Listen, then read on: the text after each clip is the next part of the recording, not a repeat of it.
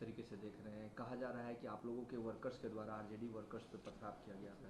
देखिए, फिर से एक बार छपड़ा हिंसा के दौर से गुजर रहा है और कल भी चुनाव के दौरान हमने देखा कि कई सारे बूथों पर राष्ट्रीय जनता दल के कार्यकर्ताओं ने मार पिटाई की और हिंसा दिख रहा था। फिर भी हम लोगों ने संयमित ढंग से चुनाव संचालित होने दिया और कल ये वाकया छपड़ा की है जहां से ये घटना शुरू की। और मुझे लगता है कि कैंडिडेट जिसका अधिकार नहीं होता है बूथ में प्रवेश करने का, कैंडिडेट जब बूथ के अंदर जाता है तो वो चुनाव आचार संहिता का वॉयलेशन है। और उसके बाद वहाँ पर लोगों ने प्रोटेस्ट किया क्योंकि भारतीय जनता पार्टी के कार्यकर्ता थे। स्वाभाविक है प्रोटेस्ट करना, अगर आप जब बूथ पर जाइएगा तो बूथ कैप्चरिंग का शंका होता है। और उसके बाद बहसा बहसी हुआ और उसके बाद वहाँ से निकलने के बाद पत्थरबाजी हो गई और दोनों दल के कार्यकर्ताओं के बीच में ये शुरुआत तो वहीं से हुआ। उसके बाद लगातार पूरे शहर में राष्ट्रीय जनता दल के कार्यकर्ता घूम घूम करके टोले बना बना करके लोगों को मार पीट रहे थे। और ऐसी घटना आज सुबह की है जब मोहन सिंह नाम के व्यक्ति चाय पीने गए तो उनको मारना पीटना शुरू किया। वो गांव जब लौटे तो गांव के नौजवानों ने देखा, उनकी पिटाई देखी, उनकी हालत देखी और उसके बाद सब लोग गांव के वहाँ पर उसी स्थान पर गए और उसी समय से ये हिंसा का दौर शुरू हुआ। पता चलता है 500,000 की संख्या में लोग किसी के ऊपर आक्रमण करने जा रहे थे, फिर ये वारदात हुआ।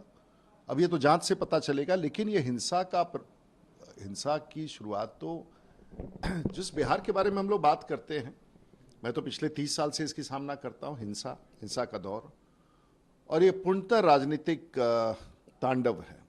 इसी दहशत से लोग सरकार में आना चाहते हैं, इसी दहशत से राष्ट्रीय जनता दल देश की सरकार में जाना चाहती है। बिहार के लोग कतई नहीं बर्दाश्त करेंगे और कम से कम छपड़ा में तो हम सब कोई बर्दाश्त नहीं करेंगे। मुझे विश्वास है कि चुनाव आयोग के निर्देशन पर तहकीकात होगी और उचित कार्रवाई होगी। हम तो ये अपील करेंगे कि शांति बनाए रखे लोग। इंटरनेट सेवाएं बंद कर दी गई हैं, स्थिति भयावह है। मैं तो छपड़ा में ही हूँ इस वक्त, लेकिन मैं बहुत चिंतित हूँ। बिहार सरकार के चीफ सेक्रेटरी, होम सेक्रेटरी, सब लोग इस काम में, एडीजी लॉ एंड ऑर्डर, सब छपड़ा कैंप कर रहे हैं। मुझे विश्वास है कि सब कुछ ठीक हो जाएगा, लेकिन मुझे चिंता है इस पूरे घटना को लेकर के। आपने कहा कि कैंडिडेट कहीं नहीं जा सकते, लेकिन कैंडिडेट ये कह रही हैं कि हमें वहां से सूचना मिली थी कि आपके वर्कर्स। देखिए, कल हमें भी बहुत जगह से सूचना मिलती रही, तो मैं तो कोई कमांडो हूँ नहीं, मैं तो कोई पुलिस अफसर नहीं हूँ, मैं कोई एग्जीक्यूटिव मजिस्ट्रेट तो हूँ नहीं, मैं डीएमएसपी तो हूँ नहीं। मैं तो सिस्टम में चुनाव आयोग को कहूँगा, कंसर्न सेक्टर इंचार्ज को, जहाँ भी हमारा, हम तो चुनाव आयोग को, रिटर्निंग ऑफिसर को बताएंगे।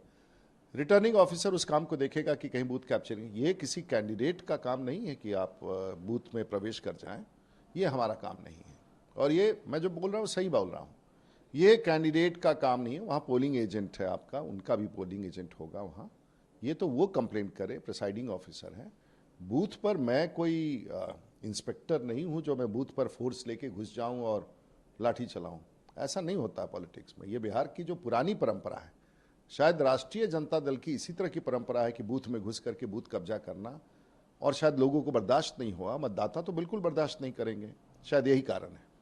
राजीव प्रताप जी, किसी की भी मौत हो, कारण कुछ भी हो, लेकिन मौत है और मौत दुखद है। और किसी की मौत हुई और अगर हो तो कि आपसी दुश्मनी हो, जमीन जायदाद का झगड़ा हो तो बात समझ में आता है। डकैती हो, चोरी हो, यहाँ तो चुनाव की बात है।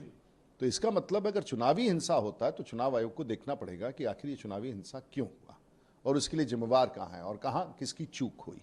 आप जांच की मांग कर रहे हैं क्योंकि बीजेपी पे आरोप लग रहा है। पूरी तौर से जांच होनी चाहिए, क्योंकि जो कार्यकर्ता गिरफ्तार किए गए वो भारतीय जनता पार्टी के हैं, लेकिन मुझे लगता है कि राष्ट्रीय जनता दल के बहुत सारे लोग भी उस उत्पात में हैं। तो प्रशासन को न्याय करना पड़ेगा, देखना पड़ेगा कि क्या स्थिति है। रोहिणी जी ने ये भी कहा कि आप हताशा से इस तरीके की घटनाएं करवा रहे हैं। तो हम घटनाएं क्या करवा रहे हैं, हमारा तो पता ही नहीं वहाँ पर। हम बूथ पर भी किसी जगह नहीं गए, हम तो अपने मतदान करके अपने घर पर हैं। तो हर कैंडिडेट को ऐसे ही करना चाहिए ना। लोकतंत्र में ऐसे ही बताया गया कि जहाँ मत हो वहीं जाइए।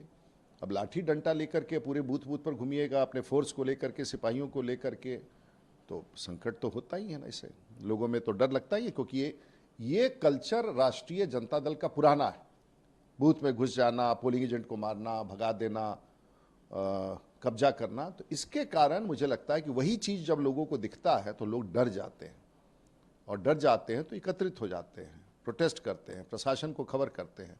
तो ये विषय तो ठीक कहा आपने। ये भी हो सकता है ना कि कल जिस तरीके से घटना हुई इसमें प्रशासन की भी कहीं तो चूक होगी। देखिए, मुझे तो बहुत बड़ी चूक दिख रही है, लेकिन मैं इस पर कमेंट करने वाला कोई नहीं हूँ।